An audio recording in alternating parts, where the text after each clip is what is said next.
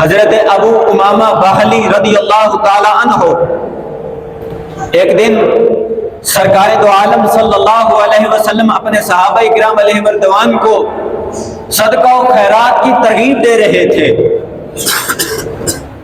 تمام صحابہ کرام علیہ رضوان اٹھے اور اٹھ کر صدقہ و خیرات کرنے لگے، لیکن حضرت ابو امامہ حضور کے سامنے بیٹھے اپنے لبوں کو ہلا رہے ہیں۔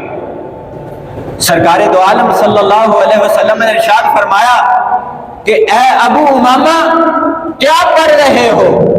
تو عرض کی یا رسول اللہ صلی اللہ علیہ وسلم تمام لوگ صدقہ و خیرات کر رہے ہیں، میرے پاس دینے کے لیے کچھ نہیں، اس لیے میں سبحان اللہ و بحمدہ کی تسبیح کر رہا ہوں۔ حضور نے فرمایا کہ اے ابو امامہ تمہارا یہ ورد، یہ وظیفہ، یہ سبحان اللہ و بحمدہ کی تسبیح کرنا ایک سیر سونا صدقہ کرنے سے بہتر ہے۔ جو شخص سبحان اللہ و بحمدہ پڑھتا ہے، اس کی تسبیح کرتا ہے، گویا کہ وہ ایک سیر سونا اللہ کی راہ میں صدقہ کرتا ہے۔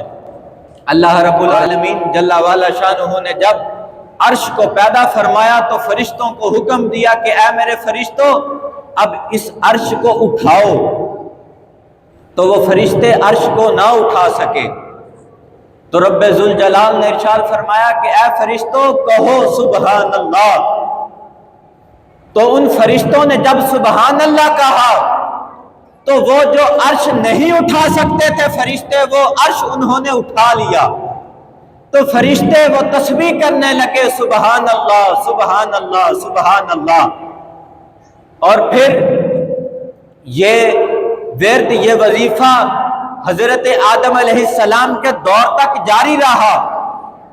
جب حضرت آدم علیہ السلام کو چھینک آئی تو رب ذوالجلال نے حکم دیا کہ اے فرشتوں کہو الحمدللہ، تو فرشتوں نے یہ جملہ بھی ساتھ، یہ کلمہ بھی ساتھ ملا لیا، تو یہ ورد، یہ وظیفہ کرنے لگے سبحان اللہ والحمدللہ۔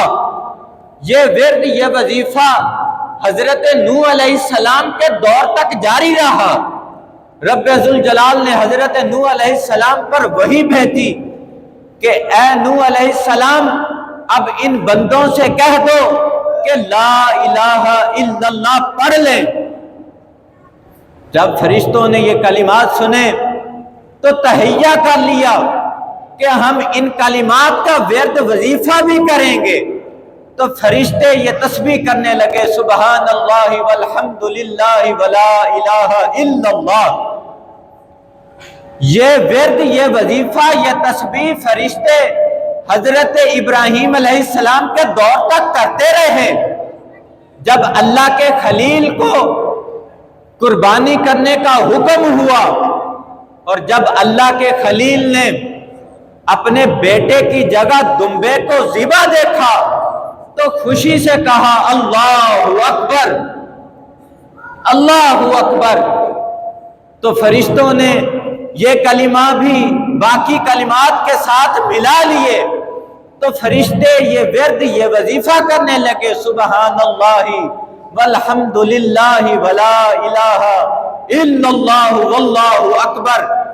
حضرت جبرائیل امین علیہ السلام حضور کی بارگاہ بیکس پناہ میں حاضر ہوئے اور آ کر سارا واقعہ بیان کیا، تو سرکار دو عالم صلی اللہ علیہ وسلم نے جب یہ سنا تو فرمایا لا حول ولا قوت الا باللہ العلی العظیم۔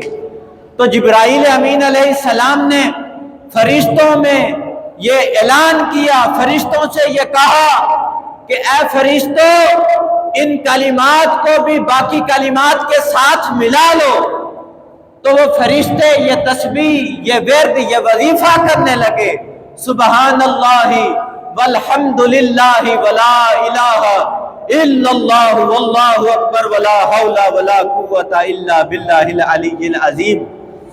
یہ چھوٹے چھوٹی کلمات ہیں، ان کو اٹھتے بیٹھتے اپنا معمول بنا لیجئے۔ کیونکہ یہ الفاظ زبان پر تو بہت ہلکے ہیں لیکن میزان عمل پر بہت بھاری ہیں۔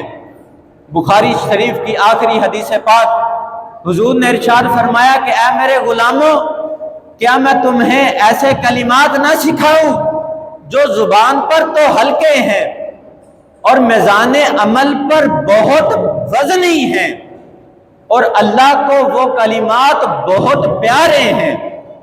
صحابہ کرام علیہم الرضوان نے عرض کی، اے باری تعالیٰ وہ کلمات کون سے ہیں؟ تو حضور نے ارشاد فرمایا، سبحان اللہ و بحمدہ سبحان اللہ العظیم۔